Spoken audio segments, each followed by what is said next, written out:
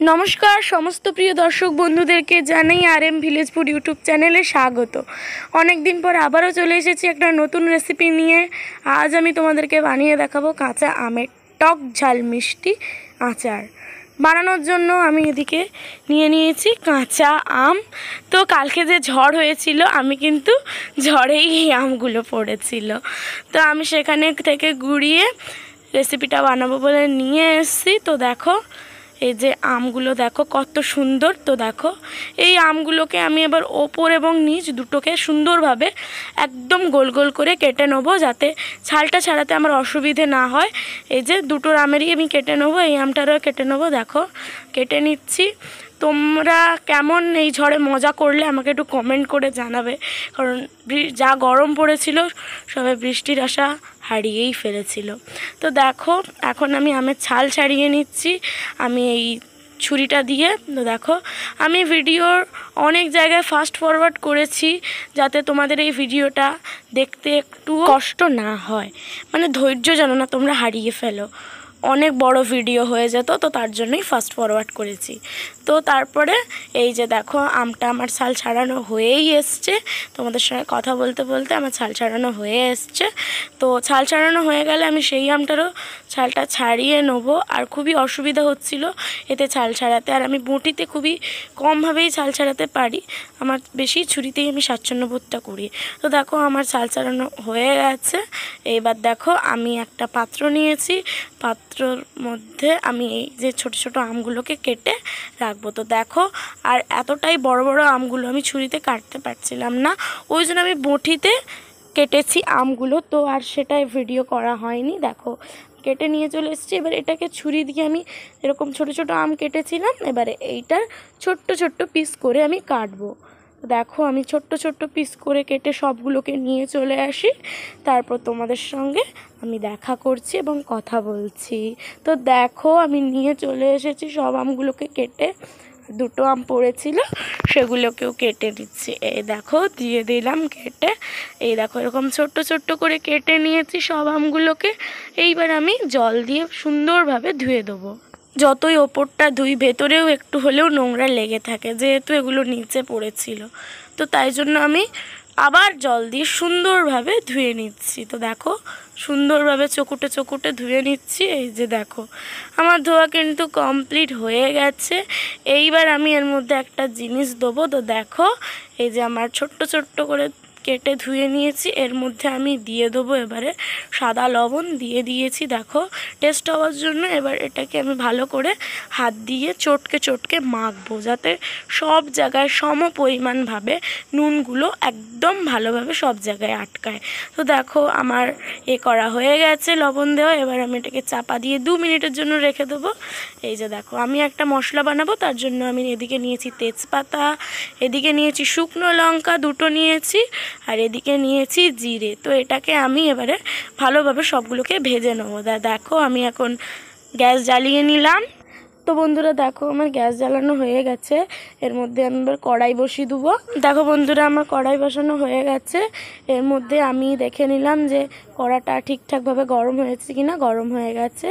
এর মধ্যে আমি দিয়ে দেবো তেজপাতা। তেজপাতাটাকে ছোট্ট ছোট্ট করে কেটে আমি দিয়ে দিচ্ছি। দেখো তেজপাতা কেটে কেটে দিয়ে দিলাম। এরপর আমি দিয়ে দেবো শুকনো লঙ্কা। শুকনো লঙ্কার মখাগুলো ছাড়িয়ে ছাড়িয়েই আমি কিন্তু দুটো শুকনো লঙ্কা নিয়েছি, তোমরা চাইলে 2 থেকে 3টে বা এরও কম নিতে পারো। তো দেখো এরপরে আমি দিয়ে দিলাম এর মধ্যে জিরে।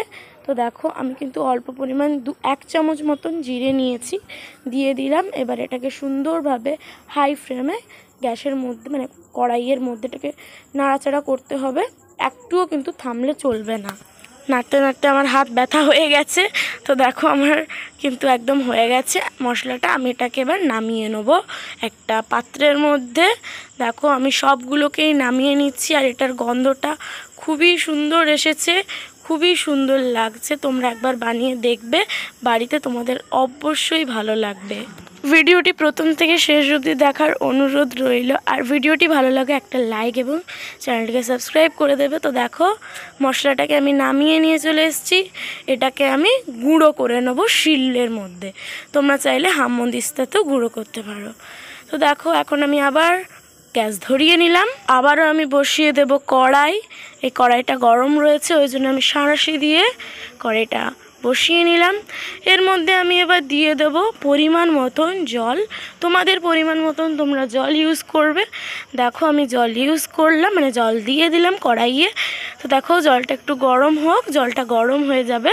জলটা কিছুক্ষণ গরম হয়ে যাওয়ার পরে এর মধ্যে আমি যে কেটে রাখা নুন দেওয়া যে আমগুলো ছিল সেগুলো আমি এর মধ্যে দিয়ে দিলাম। কিছুক্ষণ এটাকে সেদ্ধ বা ফুটাতে দেব, যে জলটা যাতে ফুটে যায়, ফুটে একদম কম হয়ে যায়। তো দেখো জলটা ততক্ষণ একটু ফুটে যাক, সুন্দরভাবে গাঢ় গাঢ় হয়ে যাক, তারপরে আমি আবার ফিরে আসছি তোমাদের সঙ্গে। তো দেখো এর মধ্যে আমি একটু দিয়ে দিলাম বাতাসা, একটু মিষ্টি হওয়ার জন্য। তো এখনও জলটা কিন্তু ফুটেনি, তো তার আগেই দিতে হবে বাতাসাটা। দেখো আমি বাতাসাটা দিয়ে সুন্দরভাবে নাড়াচাড়া করে নেব। তোমরাও কিন্তু এই পদ্ধতিতেই করো।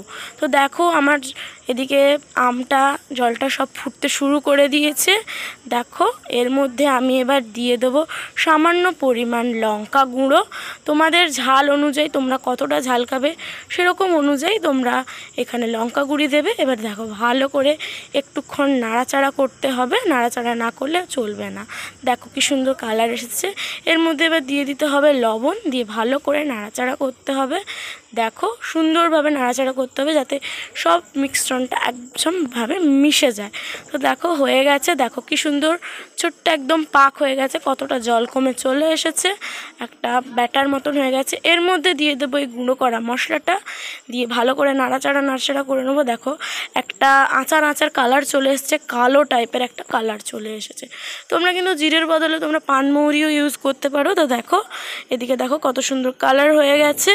তো এবারে এর মধ্যে অল্প পরিমাণ জল দিয়ে ভালো করে একটু ফুটতে দিতে হবে কিছুক্ষণ। তো দেখো আমার এটা হয়ে গেছে, আমি পরিবেশন করে নিয়েছি। তো দেখো কত সুন্দর হয়ে গেছে এই আচারটি। এই আচারটি বাচ্চা থেকে বড় সবাই খেতে খুবই পছন্দ করবে। আমিও খাই, আমার বাড়ির সবাইও খেয়েছে অবশ্য। তো ভিডিওটি ভালো লাগলে অবশ্যই চ্যানেলটিকে লাইক এবং সাবস্ক্রাইব করতে ভুলবেন না, এবং আমার পাশে থাকবেন। এবং এরকম নিত্য নতুন ভিডিও পেতে অবশ্যই চ্যানেলটিকে সাবস্ক্রাইব করতে হবে। আচারটা সত্যিই খুবই সুন্দর হয়েছিল। তোমরাও এরকম সুন্দর সুন্দর রেসিপি বাড়িতে ট্রাই করতে পারো। ততক্ষণের জন্য ধন্যবাদ।